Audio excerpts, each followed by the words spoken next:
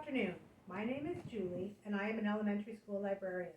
And I have a special story time today for Ontario Premier Doug Ford. I've chosen to read The Lorax by Dr. Seuss. This is a cautionary tale.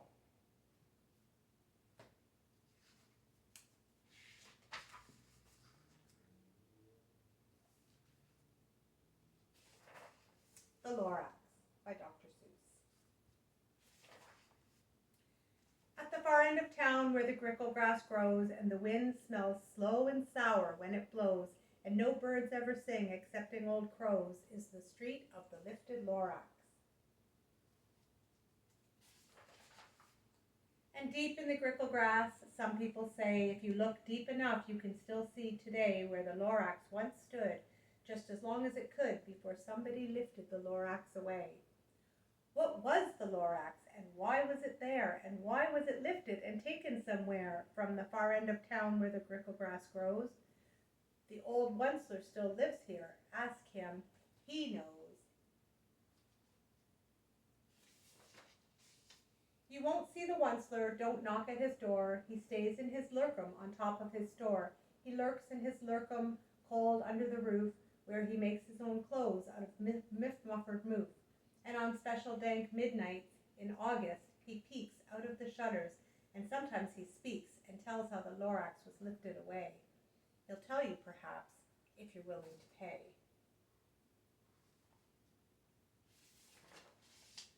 On the end of a rope, he lets down a tin pail, and you have to toss in 15 cents and a nail and the shell of a great-great-great-grandfather snail.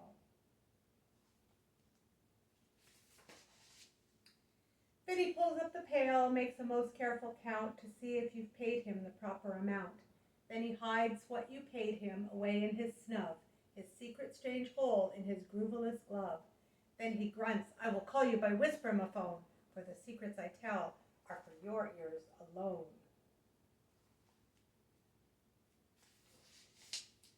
Sloop! Down slips the whisper-ma-phone to your ear, and the old Onceler's whispers are not very clear, since they have to come down through a snurgly hose, and he sounds as if he'd had smallish bees up his nose. Now I'll tell you, he said, with his teeth sounding gray, how the Lorax got lifted and taken away. It all started way back, such a long, long time back. Way back in the day when the grass was still green and the pond was still wet and the clouds were still clean, and the song of the swami swans rang out in space, one morning I came to this glorious place, and I first saw the trees, the truffula trees, the bright-colored tufts of the truffula trees, mile after mile in the fresh morning breeze.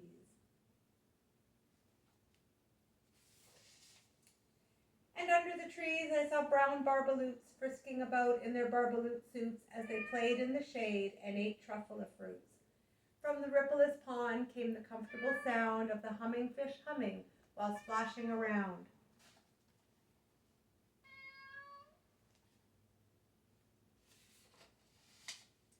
But those trees, those truffula trees, all my life I'd been searching for trees such as these. The touch of their tufts was much softer than silk, and they had the sweet smell of fresh butterfly milk. I felt a great leaping of joy in my heart. I knew just what I'd do. I unloaded my cart. Are you making a cameo appearance? In no time at all, I had built a small shop. Then I chopped down a truffula tree with one chop. And with great skillful skill and with great speedy speed, I took the soft tuft and I knitted a thneed.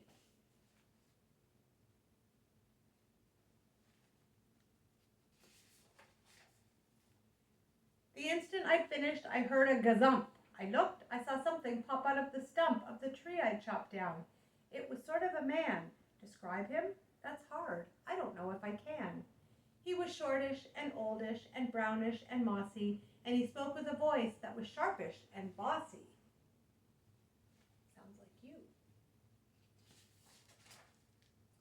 Mister, he said with a sawdusty sneeze, I am the Lorax. I speak for the trees.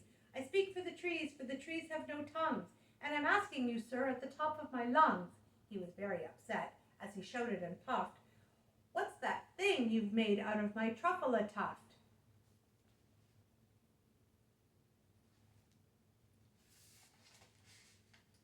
Look, Lorax, I said, there's no cause for alarm. I chopped just one tree. I am doing no harm. I've been quite useful. This thing is a thneed. A thneed's to find something that all people need. It's a shirt, it's a sock, it's a glove, it's a hat, but it has other uses. Yes, far beyond that. You can use it for carpets, for pillows, for sheets, or curtains, or covers for bicycle seats. The Lorax said, Sir, you are crazy with greed. There is no one on earth who would buy that fool thneed.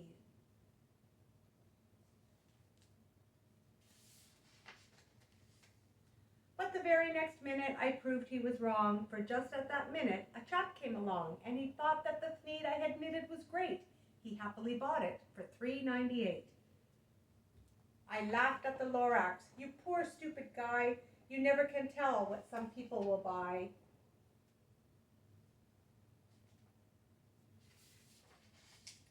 I repeat, cried the Lorax, I speak for the trees. I'm busy, I told him. Shut up, if you please. I rushed across the room and in no time at all built a radio phone. I put in a quick call. I called all my brothers and uncles and aunts, and I said, listen here, here's a wonderful chance for the whole Wensler family to get mighty rich. Get over here fast. Take the road to North Nitch. Turn left at Weehawken, sharp right at South Stitch.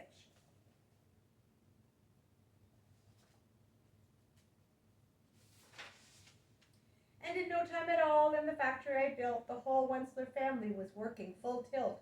We were all knitting thneeds just as busy as bees to the sound of the chopping of truffle trees.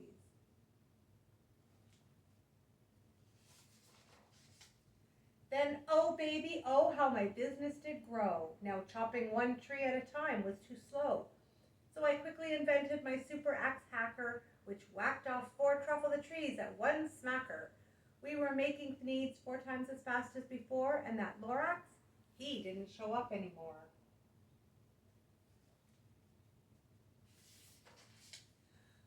But the next week he knocked on my new office door.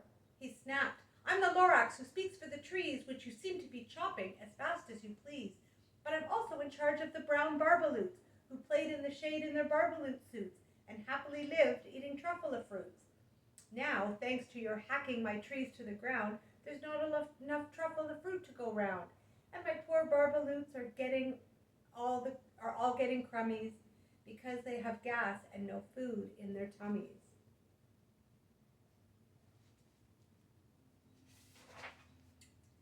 They loved living here, but I can't let them stay. They'll have to find food, and I hope that they may. Good luck, boys, he cried, and he sent them away. I, the Wensler, felt sad as I watched them all go, but business is business, and business must grow, regardless of crummies and tummies, you know.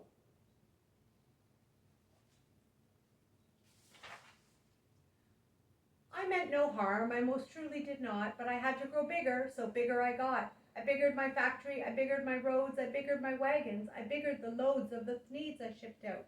I was shipping them forth to the south, to the east, to the west, to the north.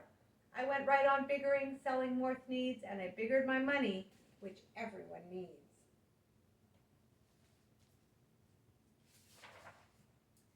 Then again he came back. I was fixing some pipes when that old nuisance Lorax came back with more gripes. I am the Lorax. He coughed and he whiffed.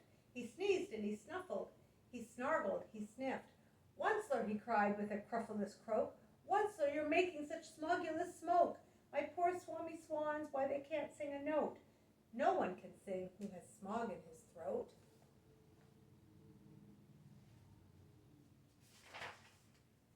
And so, said the Lorax, please pardon my cough, they cannot live here, so I'm sending them off. Where will they go? I don't hopefully know. They may have to fly for a month or a year to escape from the smog you've smogged up around here.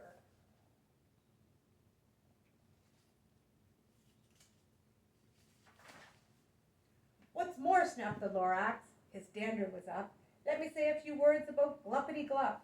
Your machinery chugs on day and night without stop, making gluppity-glup, also schloppity-schlop. And what do you do with this leftover goo? I'll show you, you dirty old Wensler man, you.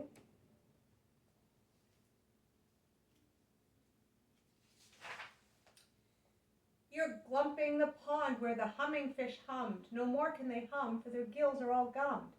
So I'm sending them off. Oh, their future is dreary. They'll walk on their fins and get woefully weary in search of some water that isn't so smeary.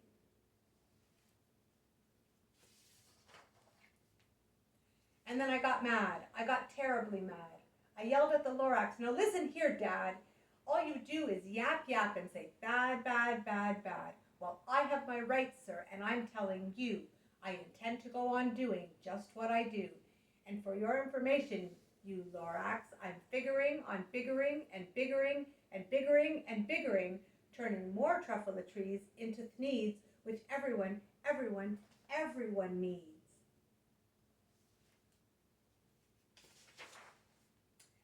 And at that very moment, we heard a loud whack.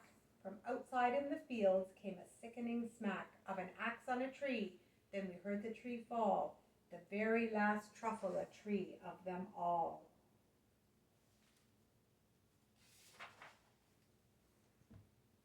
No more trees, no more needs, no more work to be done. So in no time, my uncles and aunts, everyone, all waved me goodbye. They jumped into my cars and drove away under the smoke-smuggered stars. Now all that was left neath the bad-smelling sky was my big empty factory, the Lorax, and I.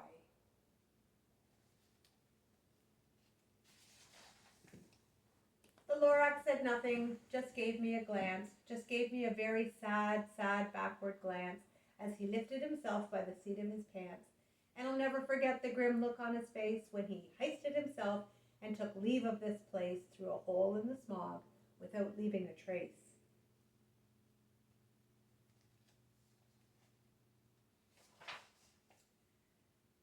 And all that the Lorax left here in this mess was a small pile of rocks with the one word, unless. Whatever that meant, well, I just couldn't guess. That was long, long ago, but each day since that day, I've sat here and worried away. Through the years, while my buildings have fallen apart, I've worried about it with all of my heart. But now, said the Onceler, now that you're here, the word of the Lorax seems perfectly clear. Unless someone like you cares a whole awful lot, nothing is going to get better. It's not.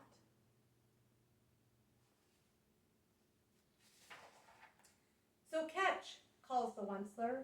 He lets something fall. It's a truffle seed. It's the last one of all. You're in charge of the last of the truffle seeds, and truffle trees are what everyone needs. Plant a new truffle, treat it with care.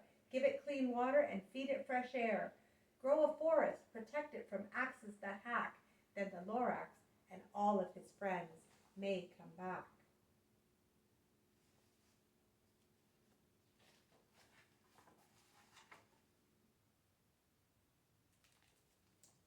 And that is the end of the story.